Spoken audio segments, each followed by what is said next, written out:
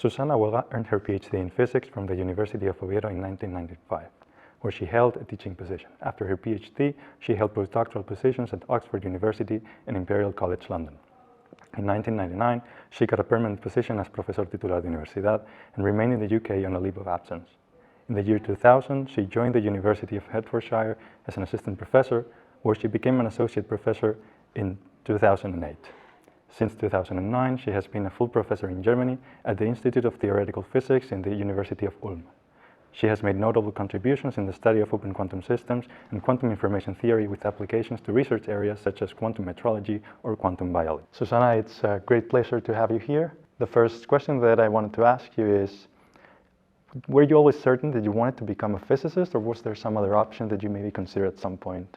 Well, first of all, many thanks for the invitation. So I was more inclined towards astrophysicist, but it was, I don't know, like a very, very uninformed sort of liking, right? This may have been the first direction. I think I was always inclined towards doing some type of research, but could have been in a completely different discipline. I really like more research that is more interdisciplinary. We'll talk about that a little bit later. I wanted to ask you something about your career. When students start learning physics in the undergrad, they may wonder what their career of their professors have been. What steps did they take in order to reach that specific position? How did it look in your case? That's a type of dynamics that is difficult to characterize, right? Because, you know, like, well, I think it applies to everything, right? But there may be moments in time where there is a lot of activity in a certain field and there is nothing in another one. So then becoming a professor will definitely be much more challenging, right? I think it's important that at the level of your PhD and so, you realize whether academia is something for you or not. And I think probably after completing the PhD, you already have quite a little bit of information, at least to decide if you want to go to a postdoc. And then you have to start taking decisions in what sort of scientific career you would like to do. So, do you want to really maybe end up leading a big group? Do you want to be integrated in a smaller group? So there are many things of doing science, and they are all relevant. I mean, they all, you know, contribute to a very complicated machinery. So it's very important that you think about it. You need to know in which environment you are happier. I think it's important a little bit to remove the romanticism of academia. Science is an enterprise like any other. Humans are the same everywhere, okay? So at the absolute top, science is extraordinarily competitive. It's important always to keep an active interaction with the other postdocs in the group or also the more senior people, so that you really have a vision that is as informed as possible. So it's important to try to get a realistic vision of the pros and the cons, and knowing also that there is a lot of research outside academia, for instance. And along those lines, the pros and the cons, what would you say are like the biggest challenges and the most rewarding aspects of academia? Because you've already touched upon some of it, but I guess even though science is a challenging endeavor, you're living proof that there's something in it that's worth doing, right? So what's your take on that specifically? Okay, the most rewarding part of academia is definitely having the possibility to go into the unexplored, right? And I like a lot the motto of the Perimeter Institute in Canada, that is, we want to bring people here to think the unthinkable. So I think this is the soul of academia, right? It's also teaching that can be rewarding as well, right? But, you know, requires time. Nevertheless, is also an interesting aspect to keep and very rewarding as well, to keep in touch with the new generations of people entering and to train them. And that's an integral part especially if you do science in a university, you have to realize that this is time that you have to invest. Okay? The balance teaching research is always there. Yeah? What is the more frustrating one? Universities are still quite dragged by bureaucracy. And this is something that makes a lot of time maybe invested in things that possibly, if there would be really a thinking in how to best coordinate the different sectors of the university, I think this could be improved and probably save a lot of time to us and also help a lot the administration. And then another thing that worries me, definitely to progress in academia, you not only have to do research, you have to get the research published, you have to disseminate it. People cannot read everything that is around, so it's also very important. You have to go to give a talk, to explain, to go to. So it's like doing a movie. It's not that shooting the movie, you have to go to the Festival of Cannes, to whatever, yeah, or when writing a book. And the editorial sector, in my impression, I don't know, I think it's getting a little bit crazy. So I think that's another issue to think about, in between the universities, the research bodies, and probably the publishers themselves. Yeah. Let's focus a bit now on your actual work. If you could describe what an open quantum system is in layman terms for an undergrad student. So when we introduce physics at the level of postulates, like saying in quantum mechanics, a system is ruled by the Schrödinger equation, this means the universe. What happens if you want to describe what's going on in a small portion of the universe? This is what the theory of open systems is about. Write a new equation that is not going to be Schrödinger's one, it's going to include other contributions, right? And that is able to predict whatever you will measure when you have only partial local access. Mm-hmm. And does this new equation hint somehow at the transition between a quantum description and a classical description?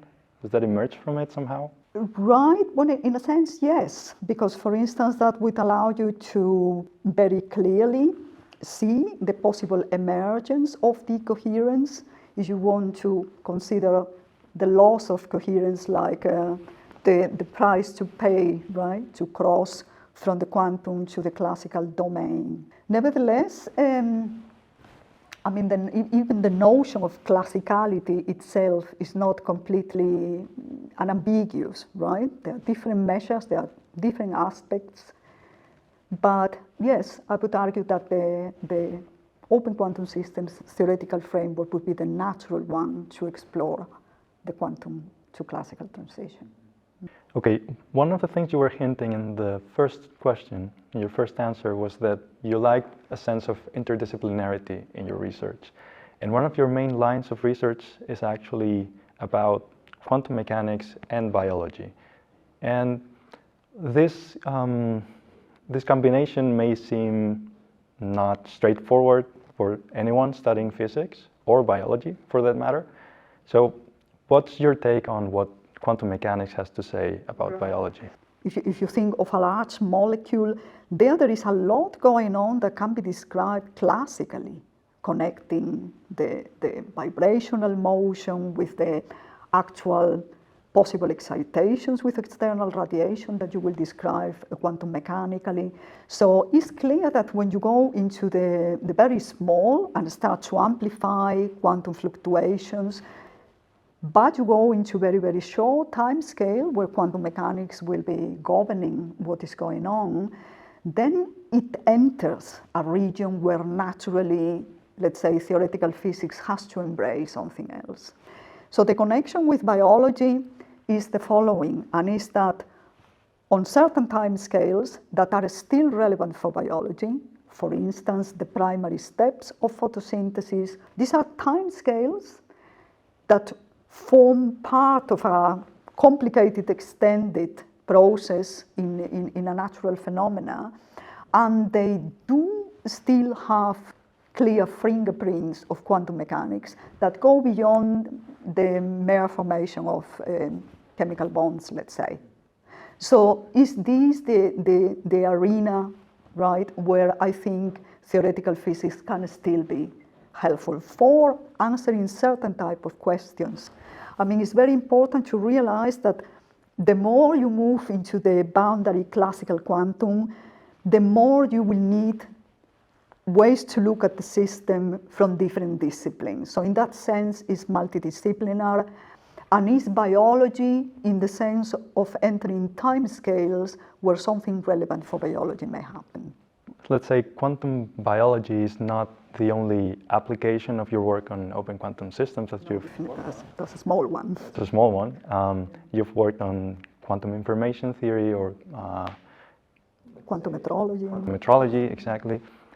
Can you tell us a bit more about these other applications? So we were very interested in identifying, when the system is open, what sort of fluctuations I can still tolerate that I don't lose the capabilities to perform quantum metrology or to perform quantum computation.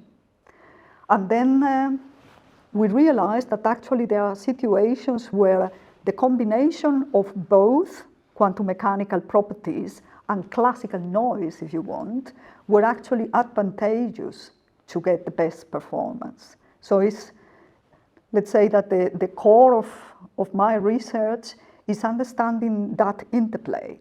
On the one hand, just purely microscopically, right, how we can provide an accurate description of what happens, how we can probe it, and eventually how we can use it. The next question that I had is something that I found surprising when I started doing my PhD. I'm a theoretical physicist, but when I thought about theoretical physicists as a younger student, I imagined someone wearing a lab coat with crazy hair, writing down very long equations on a blackboard, and ruminating about things back and forth in a very abstract sense. But actually, when I started doing physics, real physics, a lot of my work involves numerical computations, and I would say it's about a 50-50 balance. I guess numerical computations and simulations are important for you as well, but how would you say this balance has been during your career? During my career, I've always been very bad doing numerics. And I think you have to have a lot of patience, and for me, fighting on codes and so. So let's say I do back of the envelope numerics, right? And if you do serious numerics, that's a full-time job. Yeah. And in fact, the people in our group that do the actual coding do mainly coding, right? And let's say for my job, I would definitely need somebody in the group that can do this type of things. For the last 15 years or so, you've been doing your research in Germany, right? Do you think there's something in particular about how science is done or managed there that makes it stand out? In Germany? Well, Germany has a lot of money to invest in fundamental science and a clear realization at the political level that this is crucial for the country. This is unfortunately something that doesn't happen in Spain, and that perhaps people should think about it. Also because there is an enormous drain of ability, let's say, of people that have been very, very well formed in Spain. I mean, I don't say that if you're born in Spain, you should remain in Spain forever, but if you want to work in Spain, you should have the possibility to do it. While Spanish PhDs and postdocs are super welcome everywhere else, yeah? So I think politicians should think about the talent and create a system that is able to retain them. And if I may add something, I mean, Anglo-Saxon universities can be very mean in some respects, right? But they are very dynamic. Dynamic how? I call it break the inertia from the Middle Ages, right? You know, universities have a lot of inertia. If things have been done this way for 1,000 years, why should we change it? Yeah, but yeah, maybe it's time to do something about it. Should be many people interested to actually live and work here, should the conditions be. I think flexible is probably I think the way to enter the university system as staff should be made more dynamical. Another question that I wanted to ask you, how important do you think it is for professional scientists to get actively involved in outreach events? It's our responsibility in a sense. So if we want science to be valued, people have to know what we are doing. This at the same time would allow people to value what these people are doing, to know what we know and what is known. The more informed the people are, the more they will be able to really discern, especially now, right, with the enormous amount of nonsense information they may get via WhatsApp or whatever, yeah. So we need to keep the flame alive. We have to really convince the people in the schools that science is a very good path. And science is very social. Yeah, so has a lot of interaction. Students in the secondary school and so on don't know these things. So we have probably a job that we are not doing very well, that is communicating more with society, and I think in particular with the people that are teaching in the schools. I wanted to ask you about women in science. It's known that historically it's been much harder for women to actually get a career in science for a multitude of factors. And I guess nowadays we're starting to see some measures being applied. Yeah. What do you think is still missing in the steps we're taking, and how far do you think we are from making science or scientific career in academia an attractive path, career path for women? On the one hand, especially in recent years, there's really been an effort worldwide to make science more inclusive, let's say, not only at the level of women, but also other minorities. And I think there are political measures in place to try to get a more balanced situation. But that's one part of the equation, right? Talking specifically about women, from what I see on the junior female members of the group, and so, I mean, it's very difficult to make compatible a profession that requires a strong level of dedication, right, with taking care of a very young family. So if things are not in place, like having suitable childcare, I think that's definitely a very, very, very strong handicap. So universities should definitely take into account that it's absolutely essential to help with childcare, both for male and female. Then there are others that are more related to what we said at the beginning, that science is like any other enterprise, right? I don't think it's also very easy to have a family life if you are a banker or a writer.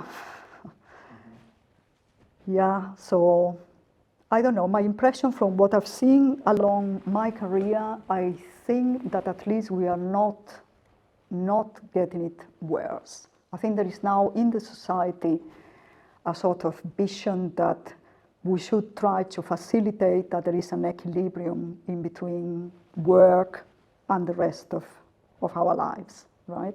So the only thing I can say on the positive side is that all these things are in the air, people are thinking about it, and I think there is also a lot of discussion about it. Surely that discussion will lead us somewhere better.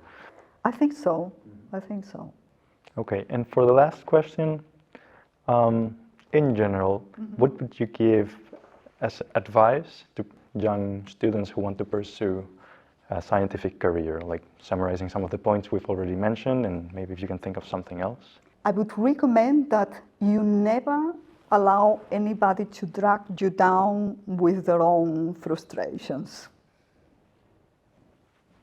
That's wise. So yes, you hear, you forget it, right? This, I think, is important.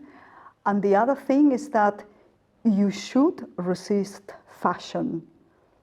It's very difficult to do, right? With everything, yeah? But I think in academia, especially how things are now, is very easy, you know, to follow in this dynamics, or I have to publish, it has to be physical review letters, and once I have physical review letters, it has to be, then you can get absolutely and completely crazy. You have to try to resist that, of course. Your standard should be as high as possible. The same with citations and whatever. So try to remain a little bit shielded from the craziness of metrics.